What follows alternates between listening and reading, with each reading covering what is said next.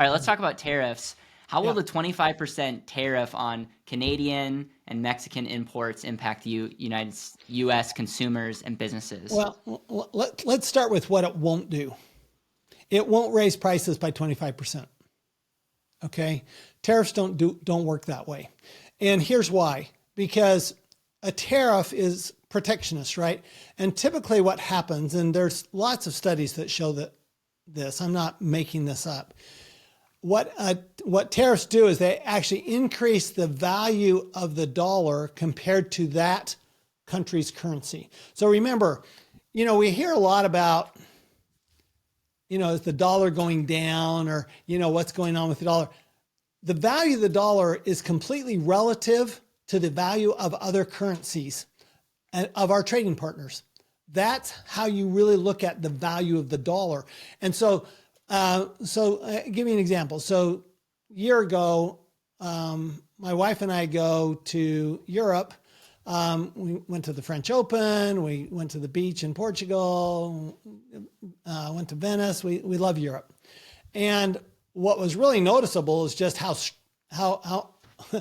cheap everything was. Well, it's not that it was cheap. It's that the dollar was so strong compared to the euro, right? Mm-hmm. And so if the dollar, historically the dollar was only worth 80. It took $1.20 to buy a euro. Now it's almost parity, right? So $1 buys a euro. Well, what that means is that as the dollar is stronger, then goods that we're buying from that foreign country are cheaper because we have more purchasing power. It's not cheaper to the people in that country. It's cheaper to Americans. So what typically happens with tariffs is they actually make the dollar stronger vis-a-vis the other currency. So that means that compared to the peso or the Canadian dollar, the US dollar will be stronger. Well, that will reduce prices, not increase prices. Now, there's going to be some price increase. Don't get me wrong. The other side of this is that other studies have shown that the sellers, the people who are exporting to the US that we're importing from, they will try to reduce their prices somewhat because they don't want to lose market share. So it will put price pressure on them because what they don't want is they don't want to, if they're getting a 25% nominal price increase because of a tariff, they don't want us to go somewhere else, right? Yep. Which doesn't have that 25% increase. And so there is pressure. Now, I do think Caleb, it has to be targeted. I think it has to be well thought out. I don't like across the board tariffs. Those don't make a lot of sense to me, but targeted tariffs will not produce the price increase that the media says they'll produce. So you will not get a 25% price increase with a 25% tariff. You'll get something less than that. You will probably get a price increase, but not that much. Yep. So you're saying that if everyone had the same currency and everything is like the same, obviously creating more friction is going to be passed on. But Absolutely. what we're saying is we're looking at different economies, and people want the one thing that Trump ran on is like, we have a country that just we're getting ripped off from everybody. He even said, like, I'm not even going to tell you the countries that aren't ripping us off because I don't want them to like give them a competitive advantage. So he's pretty much saying like, we're just getting crushed. And so there's room that implies like there's room for potentially these companies to go lower because they don't want to lose the U.S. Well, so that's number one. And then your number two is we have the U.S. dollar. Right. We're the strongest economy in the world. Okay. We're not as big as China. We're not as big as India, but we're the strongest economy. And so if you saw what's happened over the last few years, people are going, well, geez, the U.S. was struggling. Well, but not compared to Europe, not compared to some other countries, right? And China is really struggling right now. And so it's not a zero-sum game. We're actually looking at how do we match up against everybody else. Well, if you're the 800-pound gorilla, right, and you're the big economy, why are you just giving that away for free? I mean, that's Trump's point, right? Why are you just giving that away for free? Why aren't you expecting something back from your trading partners? And, I mean, in his first term, right, he improved the trade agreement with Canada and Mexico, and he wants to do it again. He wants to tighten it even further. And so the other thing to remember, Caleb, is that what we buy from Mexico, we also buy from other places. So some of it we produce here, some of it we might buy from South America. Some of it buy from South, because, a lot of it is fruits and vegetables, right? So we buy a lot of fruits and vegetables from Mexico, like avocado, as an example, right? Mm-hmm. Okay, well, could we buy those from Ecuador? Maybe, right? And so it's not just like, they're not a sole source.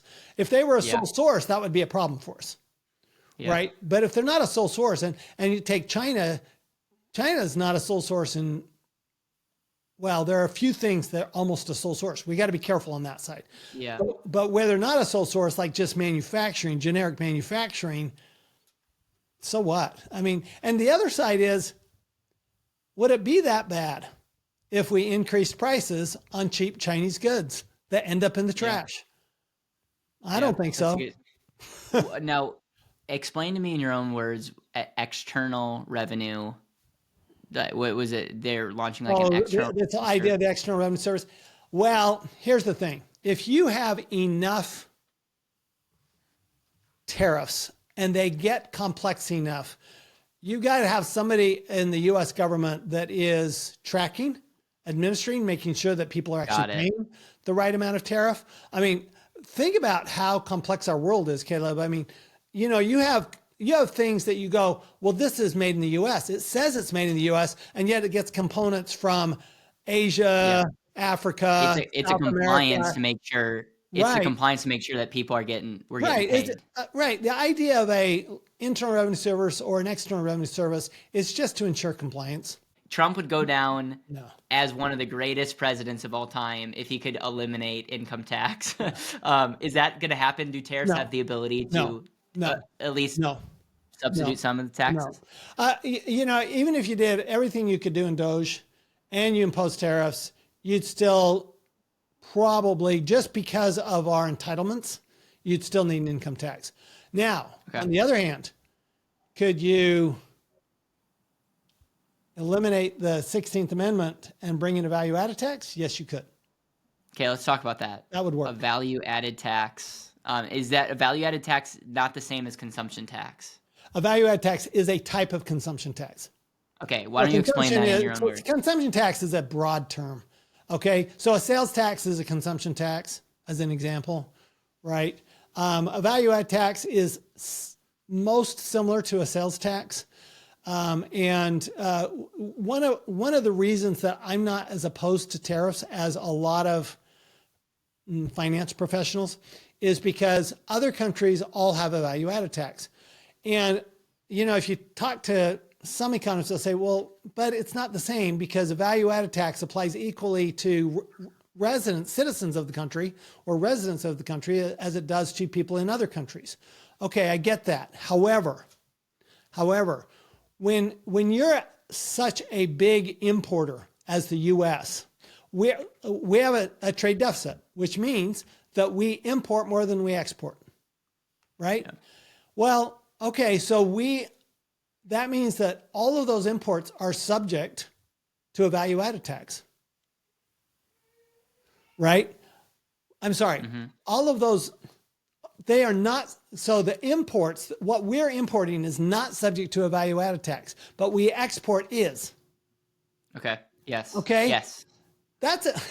I'm sorry, but that probably limits our exports. It's probably one of the reasons for a trade deficit is because they exempt their exports from the value-added tax. All countries exempt exports from value-added tax, and they put a value-added tax on the imports. Well, what that means is that if you have if you have a choice, I'm French. I buy something from a French company versus a U.S. company. I am paying the same value-added tax.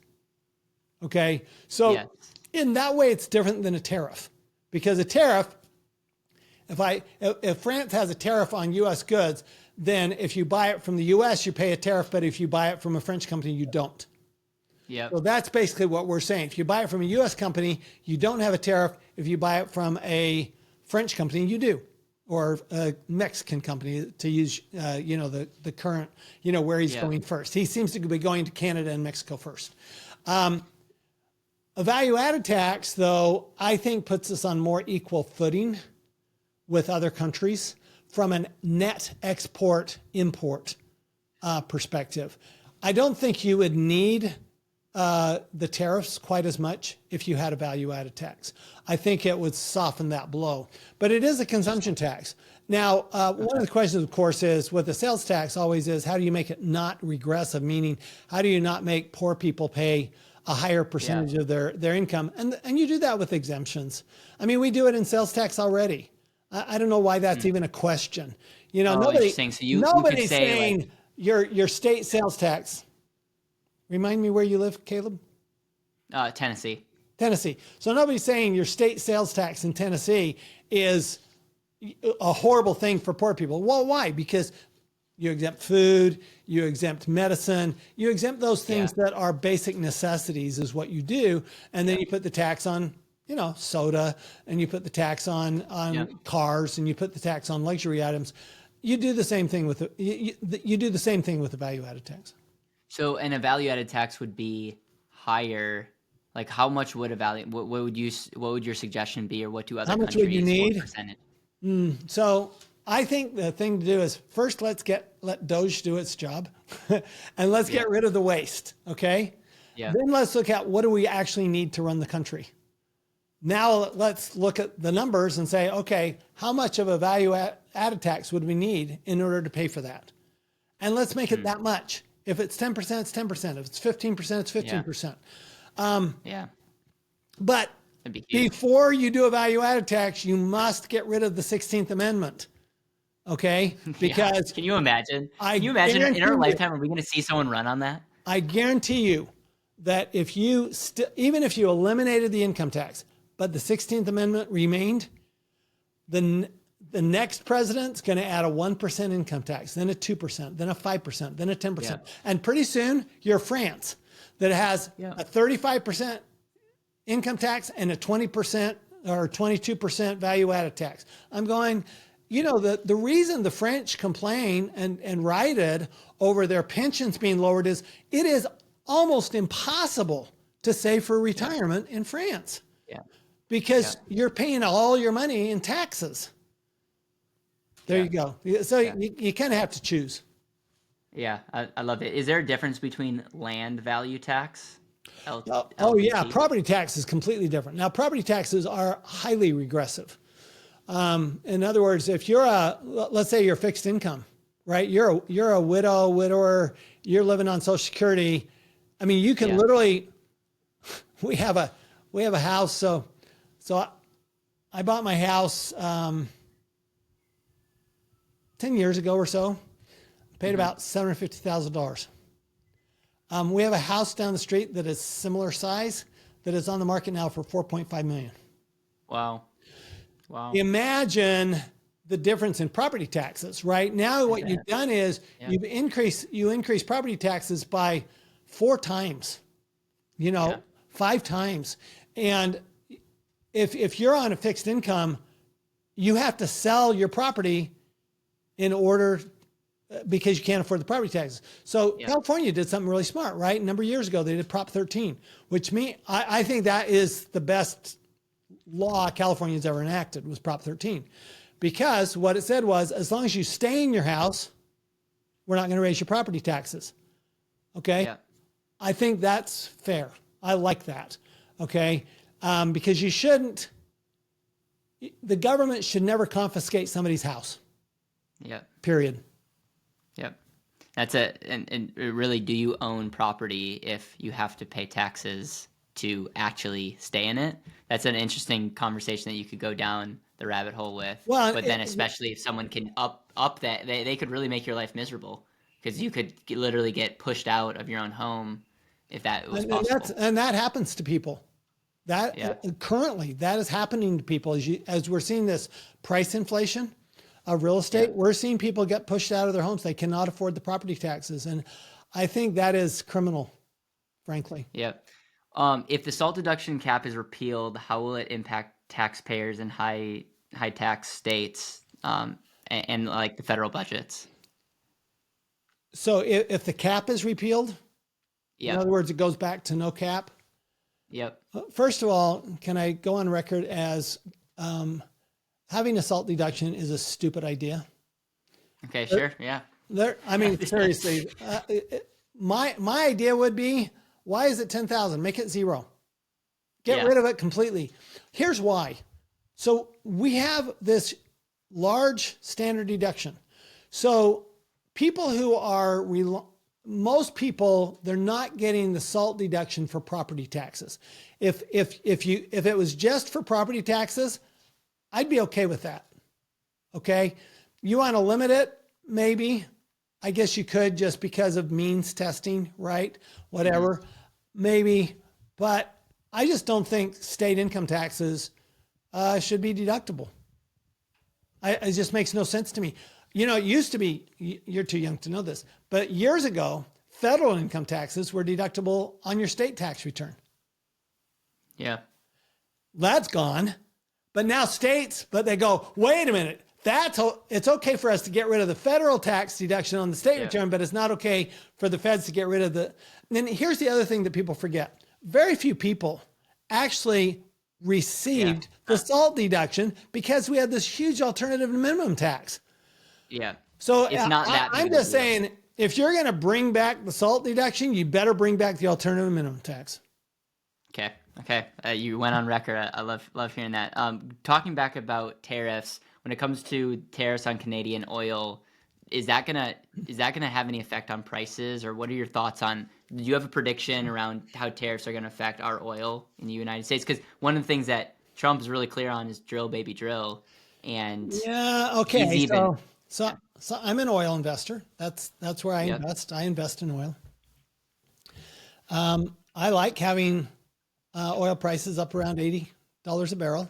If you drill, baby, drill, you get the oil prices down to $40 a barrel. You no longer have any incentive to drill. So what's right now, I will tell you, the oil developers, they do not want to drill, baby, drill.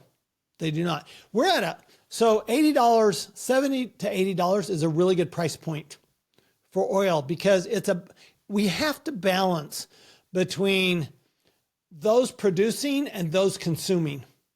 And, there are some people who say, well, we're just going to benefit the consumers. Well, that's called the Soviet Union. That's what that's called. Okay. Yep. But now there's no incentive to produce. Yep. So you have to strike a balance, and we're actually in a pretty good equilibrium right now. So I like the idea that Trump's freeing up Alaska for drilling. Yep. But we have an interesting aspect of the U.S. where owning private property is actually in our Constitution. The right to own, the right to property on our own property is in the Constitution. I don't know of other countries that have that. So, for example, a lot of countries, take Russia, for example, Russian citizens don't own oil. That's owned by the government, right? And a lot of countries, the natural resources are owned by the government. They're not owned by the citizens. In the U.S., citizens own the oil. So I think let the market determine. I'm a big free market guy. Let the market determine how much oil to produce and how much oil to put out there. Putting tariffs on Canadian oil, I don't know. Do you really need to do that, or can the market solve that? I'm thinking the market can solve it. I mean, Trump's the one who wanted the Keystone Pipeline, which was an easy way to ship Canadian oil to the U.S. So I'm not quite sure. There seems to be wait a minute. I feel like I've got whiplash. I because feel like if one person can pull this thing off, it's Trump. That's the thing is like but you're right. Sometimes you're like, hey, I feel like we're contradicting ourselves here, yeah, which exactly, leads exactly. me Yeah, you know, you go after Biden for killing the Keystone Pipeline, and then you put a tariff on the same thing. right. I'm not But it's quite all about packaging. I not. think Biden and his administration did a terrible job talking about their wins. And maybe that's Oh, a they talking did. point where like what wins they had. Oh, But they it was did. just like the energy.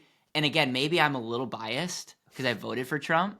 But like the energy is so different when you're like he's like signing executive orders and he's talking and he's like asking like what am I signing, okay, and then like this is a good one, and like the energy is different, and I guess if you don't like that it could turn you off. Yeah. But I like you can't look at him and Biden and one's like feels very strong and like exuberant and the other feels like we got to usher him away. I do think that translates, and I do think good energy gets things done, and we'll Well, see. you Maybe know, I'll and Trump is a negotiator. We know that. yep. And you know, I hear 200% tariffs on cars from Mexico. That's not going to happen. I mean, come on, come on. Let's be realistic. So it are tariffs. So here's the thing: tariffs, are they good negotiating tools? Yeah, they are. You have to though. You can't be bluffing. Yeah. You got to be willing to do it. Now, I find it interesting that Trump's talking about tariffs on Russia because I thought we weren't doing any business with Russia. So I'm not quite sure how we get tariffs on Russian goods when we've said we boycotted Russian goods. So I'm It's a double confused. whammy right I'm a there. little I don't know. confused here.